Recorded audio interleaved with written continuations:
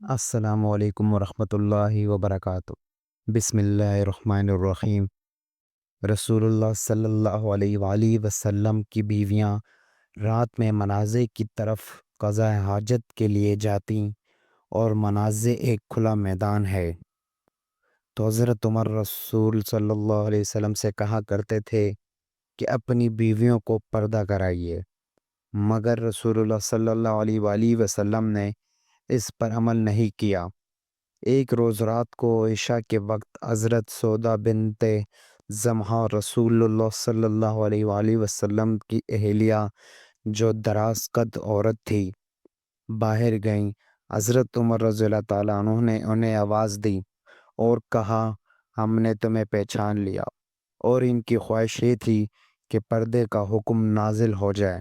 چنانچہ اس کے بعد اللہ نے پردے کا حکم نازل فرما دیا۔